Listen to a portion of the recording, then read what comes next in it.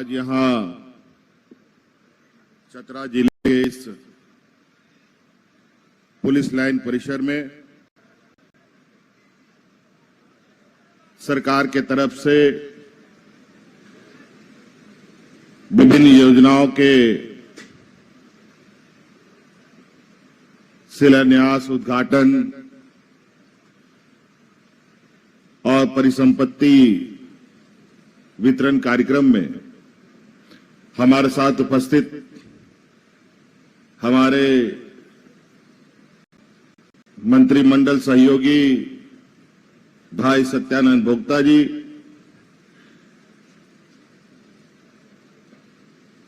यहां स्थानीय विधायक हमारे साथ मौजूद किशुन दास जी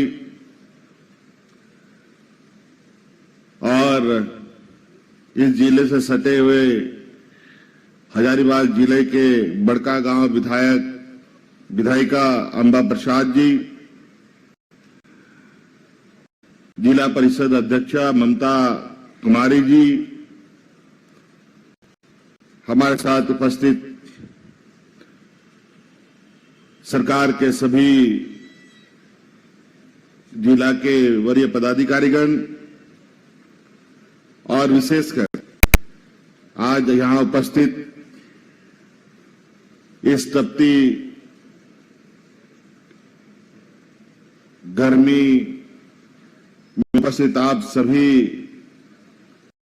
चतरा जिले के विभिन्न गांव पंचायतों से आए हुए माताएं, बहनें, नौजवान साथी, बड़े बुजुर्ग, पत्रकार मित्रों, आप सबके इस कार्यक्रम में मैं आपका हार्दिक अभिनंदन करते हुए अपनी ओर से जोहार करता हूं। बहुत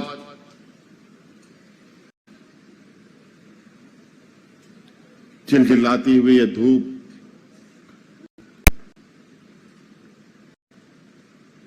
सड़कों पर आप जाएं तो बिल्कुल सड़क सन्नाटे नजर आते हैं।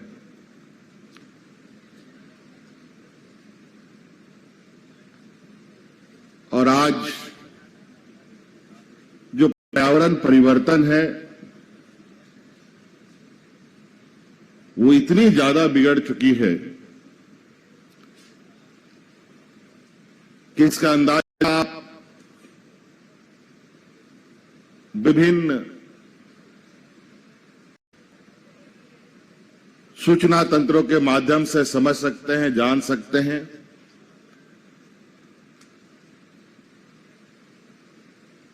कि कहीं जंगलों में आग लग रहा है, रेगिस्तान में बाढ़ आ रहा है, गर्मी से लोग झुलस के मर रहे हैं।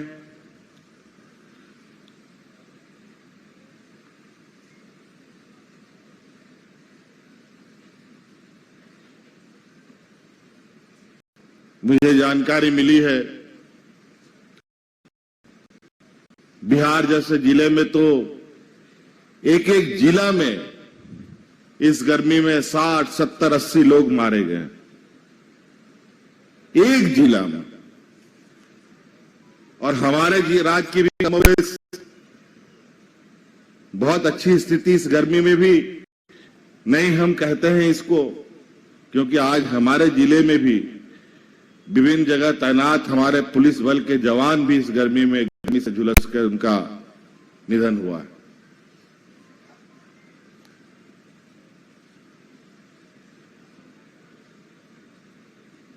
लोगों को लगता है कि सरकार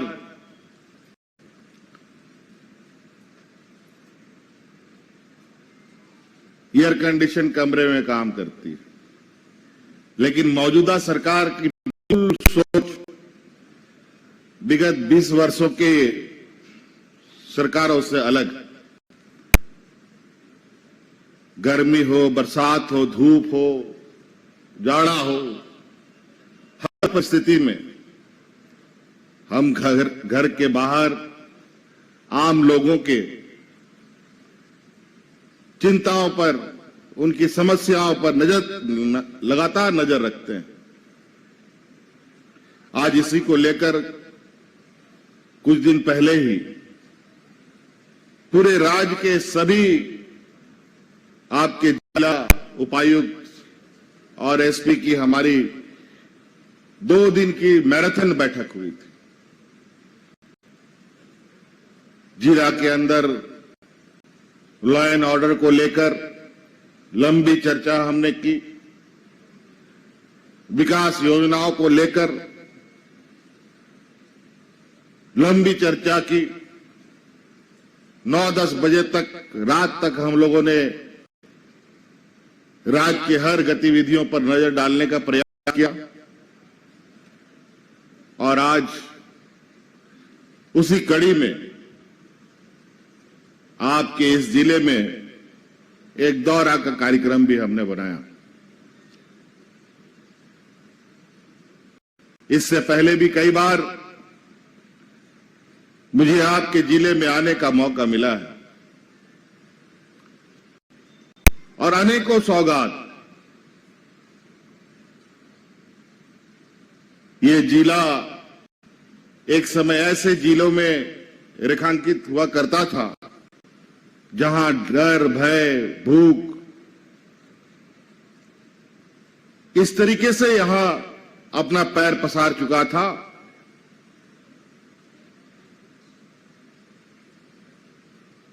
कि अगर चतरा जिला में किसी को रात जाने की बात हो तो पहले ही मनाही कर देता था। लेकिन आज चारों तरफ लोग कोई ना कोई कामों में व्यस्त हैं। ये सुनकर कहीं ना कहीं ये दिल को सुकून मिलता है कि आज जिस तरीके से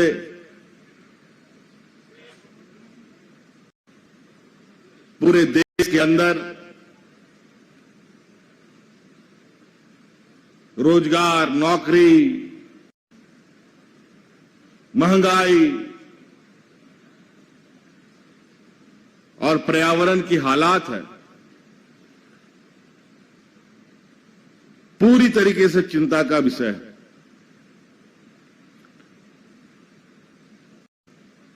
अब हर राज्यों को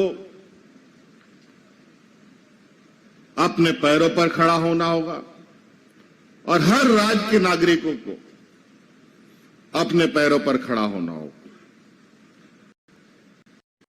और इसलिए हमने प्रयास किया है कि हमारे मुख्य रूप से जो अधिकतर संख्या जो है ग्रामीण क्षेत्रों में रहती है, उन ग्रामीण क्षेत्रों में कैसे रोजगार सृजन हो, कैसे लोगों की आय में वृद्धि हो, कैसे वो पैसा और धन अर्जन करने का काम करें, कैसे स्वरोजगार से जुड़े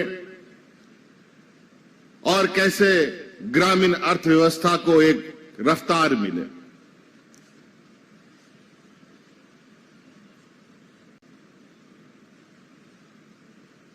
कहते हैं ना, एक मजबूत देश तभी बन सकता है जब मजबूत राज्य बने, और मजबूत राज्य तभी बन सकता है जब हमारा ग्रामीण क्षेत्र मजबूत हो, हमारे गांव के लोग मजबूत हो, हमारे किसान मजबूत हो, हमारे आने वाली पीढ़ी शिक्षित और बेहतर तालीम लेकर अपने पैरों पर खड़ा हो सके। इसके लिए हम कोई भी योजना की परिकल्पना करते हैं तो उस परिकल्पना में सबसे पहले हमारे ग्रामीण क्षेत्र हमारे जहन में होता है और हम उसके अनुरूप उसको बनाने का प्रयास करते हैं।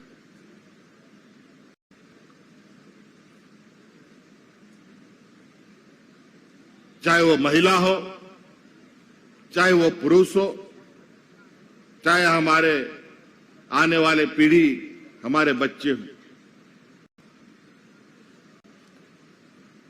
हमारे पहले मंत्री जी ने आपको इस जिले में हो रहे गतिविधियों के बारे में बताया।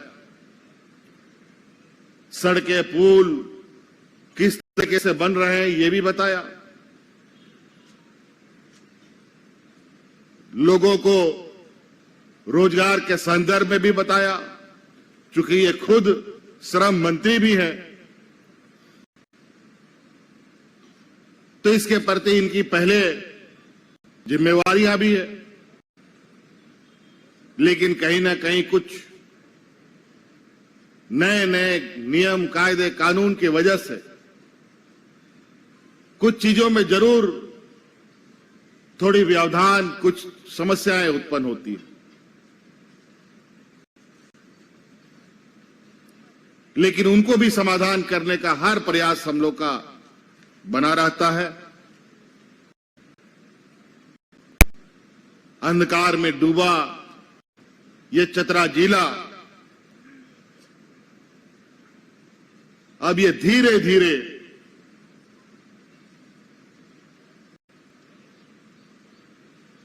चमकता हुआ एक जिला के रूप में उभर रहा है।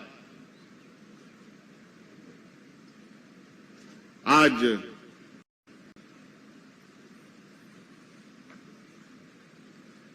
सैकड़ों करोड़ों के योजनाओं का शिलान्यास आज यहां से ऑनलाइन किया जा रहा है और करोड़ों रुपए के योजनाओं का उद्घाटन भी हो रहा है।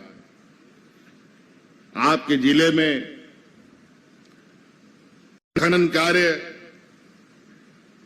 भी बहुत तेजी से चल रहा है। अभी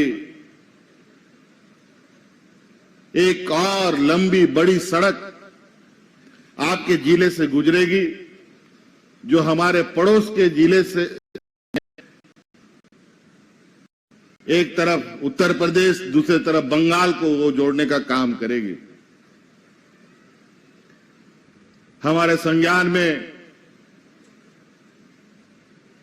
कुछ जगहों पर भूमि अधिग्रहण को लेकर शिकायतें हमारे समक्ष आई हैं। मैं उन सभी ग्रामीणों को बिल्कुल आश्वस्त करना चाहूंगा कि उनके प्रति वर्तमान सरकार कभी अन्याय नहीं होने देगी और आपको हर जो आपकी अवस्था है, जो आपका अधिकार है, वो आपको दिला के रहेगी। आज के इस कार्यक्रम को मैं एक सरसरी निगाह से देखा था। बहुत सारी चीजें तो हम कई बार पहले से ही हम लोग चला रहे हैं। कुछ योजना को हमने पहले ही अंकित किया था, लेकिन वो धरातल पर आज मुझे वो देखने को मिला है।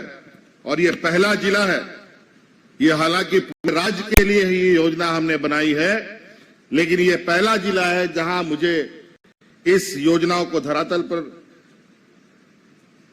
उतरते हुए दिख रहा है। और वो है पंचायत स्तर तक में हमारे ग्रामीण क्षेत्र में जो लोग बीमार पड़ते हैं, उन लोगों के लिए दवा की उपलब्धता। गांव में उसको दवा कैसे मिले,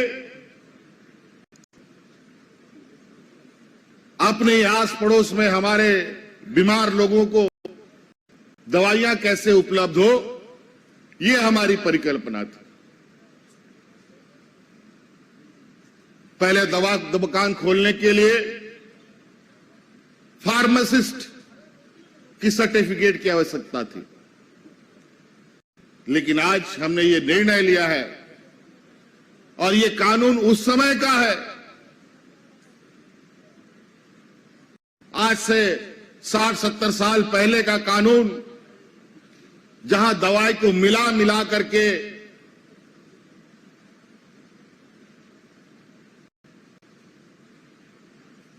मरीजों को दिया जाता था, लेकिन आज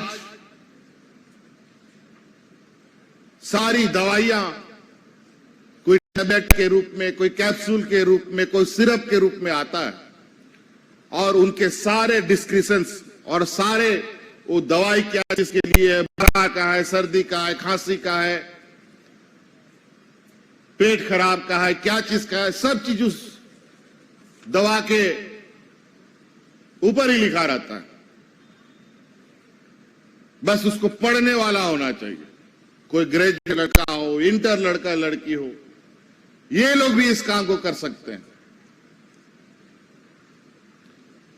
अभी हम लोगों ने पंचायत स्तर पर ये दुकानें खोलने का निर्णय लिया है। बहुत जल्द अब गांव-गांव में दवा दुकानें खोलने का काम किया जाएगा, क्योंकि आज जो हमारे राज्य का भौगोलिक बनावट है, अगर गांव में लोग बीमार हो जाए तो उसको प्रखंड कार्यालय जाना पड़ता है दवाई लेने के लिए, रात हो या दिन। और गांव का क्षेत्र भी ऐसा है कि लोग शाम को 5 बजे सब कुछ बंद बुंद करके सो भी जाते हैं। रात में 2 बजे किसी को कुछ हो गया तो दवा के अभाव में भी कई समस्याएं होती थी। अब ये दवा की अभाव खत्म करने की दिशा पर यह पहला कदम है, जहां आज पंचायत स्तर पर 3 लोगों को दवा की दुकान खोलने का सरकार परमिशन देगी। जेनरिक मेडिसिन रखने का उनको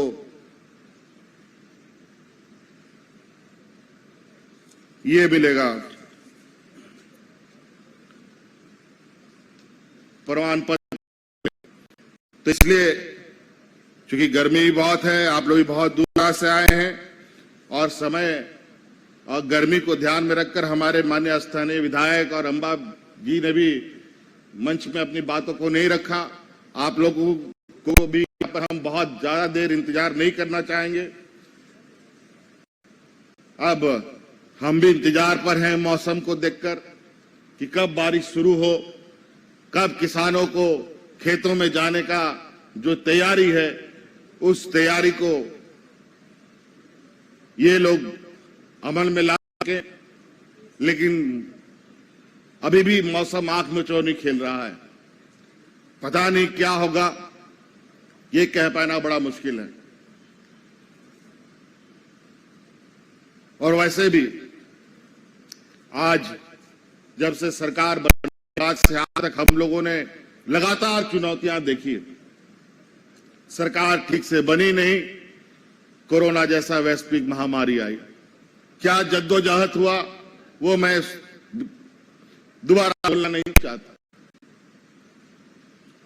उसके बाद फिर सुखाड़ की स्थिति, लेकिन ऐसे स्थिति में भी किसानों को उनके ऋण माफ करने का काम, आज हर बुजुर्ग को पेंशन देने का काम, हर गरीब को साल में 2 बार 10 रुपया में धोती साड़ी देने का योजना का काम, और आज सावित्रीबाई फुले योजना से हम आने वाली पीढ़ी हमारी बच्चियों को जोड़ने का काम, और साथ साथ में हमारे आने वाले पीढ़ी के लिए जो आज वर्तमान समय काफी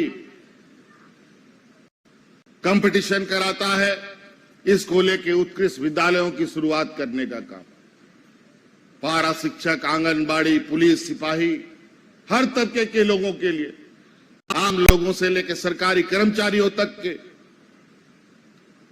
जो आज तक कभी इन लोगों की सुधि नहीं ली गई, उन लोगों की सुधि लेते हुए एक बेहतर राज्य के अंदर कार्य व्यवस्था स्थापित करते हुए एक जिम्मेवार व्यवस्था बनाने का प्रयास सरकार कर रही है,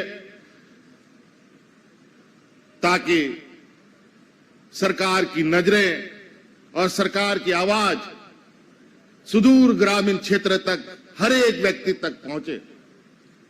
इसी का पहला चरण हम लोग सरकार आपके द्वार, दूसरा चरण, और फिर से